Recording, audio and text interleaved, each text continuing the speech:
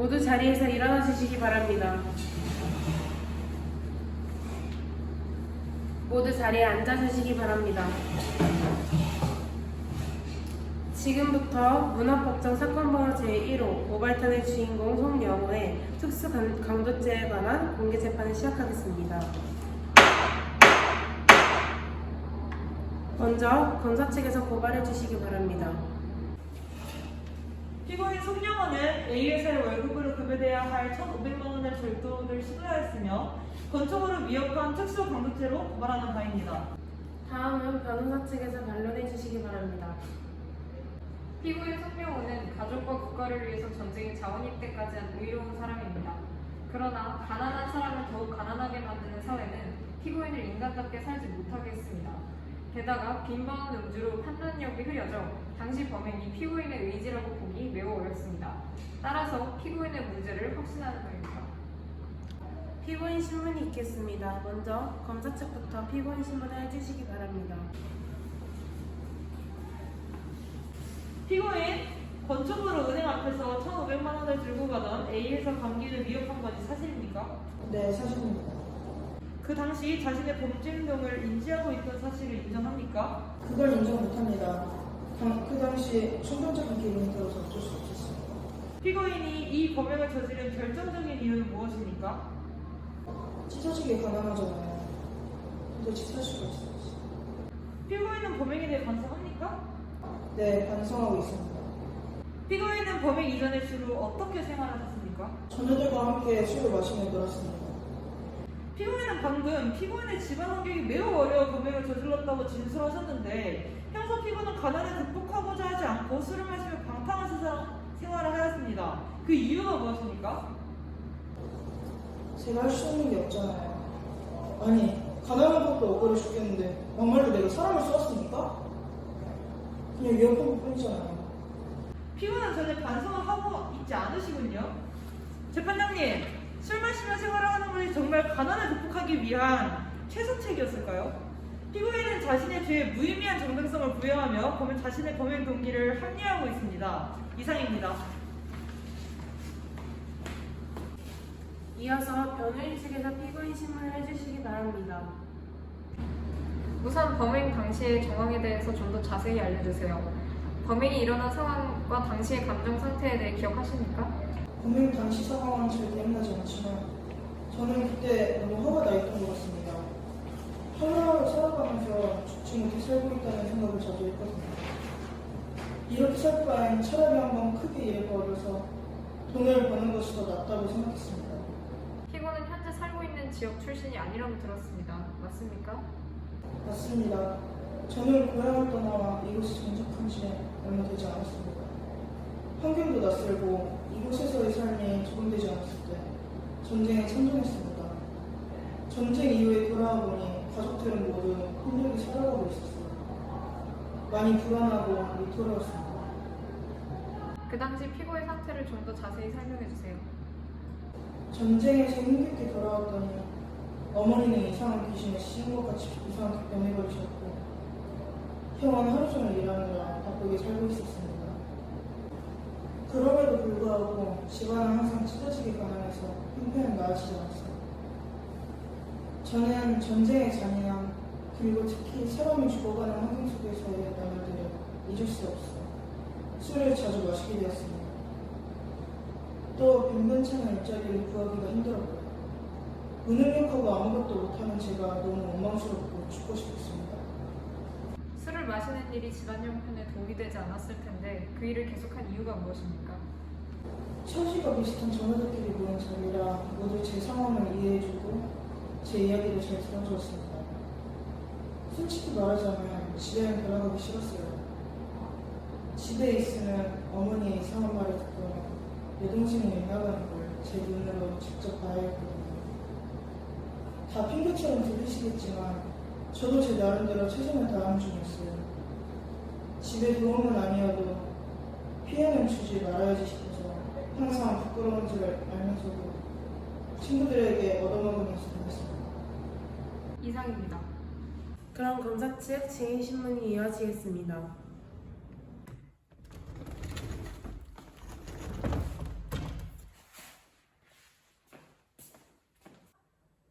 증인은 양심에 따라 숨김과 보탬 없이 사실 그대로만을 말하고 만일 거짓말이 있으면 위증의 처벌을 받도록 맹세합니다.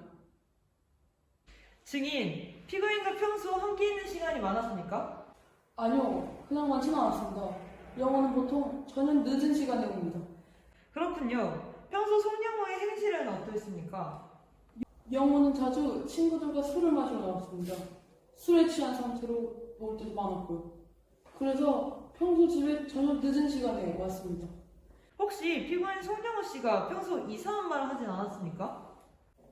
동생이 영어가 놀러 다니며 남의 속은 하나도 모르는 것 같아도 사실 좋은 동생입니다. 근데 그런 동생이 어느 날 이상한 말을 하더군요. 어떤 말입니까? 구체적으로 말씀해 주세요. 저희 가정의 가난한 궁핍을 취직 없이 해결할 방법이 있다고 하였습니다. 그것이 용기가 조금 있으면 가능한 것이라고 하였습니다. 양심이고 윤리고 관습이고 법률이고 다 벗어던지고 홀가분한 몸차림으로 달려보자 하였습니다. 그리고 양심이 손끝에 가시고 윤리가 나이롱 반주? 라고 하는 것도 기억합니다. 그런 말을 들은 증인은 어떻게 생각하였습니까? 어처구니가 없었지요. 그저 술 취한 동생의 허무맹랑한 외침이라고 생각했습니다. 그때 확실히 막았어야 했는데. 동생의 말이 실현 가능할 리 없지 않습니까? 그렇게 살 수 있었더라면 저 진짜 그렇게 했을 겁니다. 그렇게 더더욱 말도 안 된다고 생각했죠. 제가 화를 내기도 하였습니다. 그런 허무맹랑한 생각을 쉽게 생각한다는 것이 어리석지 않습니까? 그럼에도 동생은 자신의 말을 끝까지 이어갔습니다. 그럼에도 피고 송영호 씨의 의지는 그대로였습니까? 네, 변함이 없더군요. 동생의 신념은 끄떡없어 보였어요. 오히려 자신의 생각을 설득하려 하였습니다. 이상입니다. 이어서 변호인 측의 증인 신문이 있겠습니다. 송영호 씨의 친구인 세모 씨를 증인으로 요청합니다. 증인은 양심에 따라 숨김과 보탬이 없이 사실 그대로 말하고 만일 거짓말이 있으면 위증의 벌을 받기로 맹세합니다. 송영호 씨와는 어떤 관계입니까? 전쟁에 같이 나가 싸운 친구이자 친한 사이입니다. 평소 송영호 씨와 자주 만나나요? 네, 자주 만납니다. 송영호 씨와는 평소에 몇 번 정도 만남을 가지시나요? 적어도 일주일에 3번 정도는 만나는 것 같아요. 만나서 보통 어떤 이야기를 나누죠? 세상 살기 힘들다는 소리랑 푸념이 보통이었어요. 그럼 송영호 씨 집안 사정을 알고 있나요? 알고 있었습니다. 어머니는 정신이 이상하고 형은 일하느라 집에 항상 늦게 들어온다고 하면서 자주 울었습니다. 그리고 어린 조카가 한 명 있었는데 그 애를 굉장히 예뻐했습니다. 저번에는 신발도 사들고 집에 가기로 했습니다. 집에 돌아가는 일에 영 신경 안 쓰는 것 같아도 사실은 지 나름대로 걱정이 됐는지 여기저기 들여다보는 것 같기는 했습니다. 어떤 부분에서 신경 쓴다고 느끼셨나요? 항상 말하는 거 보면 가족 얘기기도 하고 내가 얼른 돈 벌어서 호강하게 해줄 거야 라고 주정 부리기를 합니다. 그런 거 보면 가족이 제일 소중해 보였어요. 평소 피고의 성격은 어떻습니까? 사람한테 싫은 소리 잘 못하고 매사에 유쾌한 성격이었습니다. 낙관적이라고 해야 될지. 그렇지만 종종 화가 나면 감정 조절을 잘 못하고 소리 지르거나 난동을 피우거나 합니다. 그래도 평소에는 조용하고 괜찮은 사람이에요. 어떤 점에서 피고의 성격이 그렇다고 느끼셨나요? 군대에서부터 봐왔으니까 잘 알죠. 잦은 입대할 만큼 정의로운 친구였어요. 매사에 적극적이기도 했고요. 그치만 전쟁 이후에 사람이 좀 많이 변했어요. 술에 진탕 취해 마시다 시비가 붙으면 정말 생난리를 치거나 욕하거나 아무튼 자기가 뭘 하는지도 잘 모르는데 또 만취한 상태가 아니면 그냥 평소랑 비슷합니다. 또 술 깨고 나면 사람이 그렇게 순할 수가 없었어요. 그럼 피고의 범행에 대해서는 어떻게 생각하시나요? 왜 그러나 싶긴 한데 한편으로는 이해가 가기도 합니다. 왜 그렇게 생각하셨나요? 가난하면서 자기가 할 수 있는 일은 아무것도 없고 집 들어가면 아픈 어머니랑 항상 힘들어하는 형, 어린 조카의 만삭 형수까지 누가 돈 벌 수 있는 일을 마다할까요? 설령 범죄라고 해도 고민됐을 겁니다.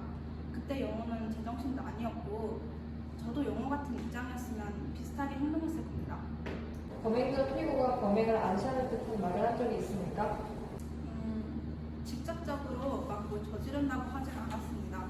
그렇지만 돈 많은 사람들은 도덕적으로 살면서 돈을 가지고 버는 게 가능하지만 우리 같은 사람들은 그럴 수 없다고 화를 내거나 닥친 삶을 살아가는데 급급해서 도저히 미래를 염두하고 살아가기가 힘들다고 했습니다. 그러면서 이런 상황을 바꾸려면 도덕적으로 열심히 사는 것으로는 부족하다고 무슨 선을 넘어야 가능하다고 했습니다. 이제 생각해보니 그게 일 저지르기 며칠 전이었네요. 피고가 그런 말을 할 때 분위기를 기억하십니까? 네, 맞는 말이라면서 동조했던 그런 기억이 납니다. 그냥 하는 소린 줄 알았는데 그때 제 반응을 보고 영어 결심해서 했을 수도 있었겠네요. 예, 이상입니다. 이어서 정신과 전문의를 참고 의견을 신청합니다.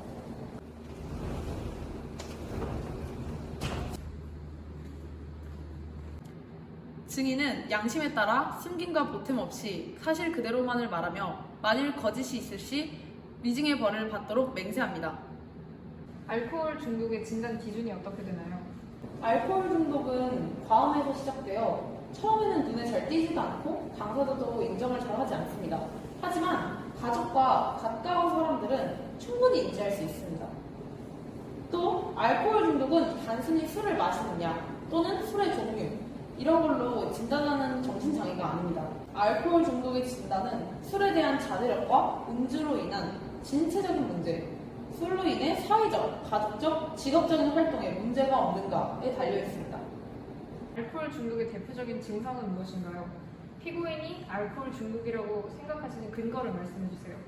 알코올 중독의 주된 증상으로는 술을 마시는 동안 또는 술을 마신 직후 인성적으로 적응적이지 못한 심각한 행동 변화나 심리적 변화가 발생합니다.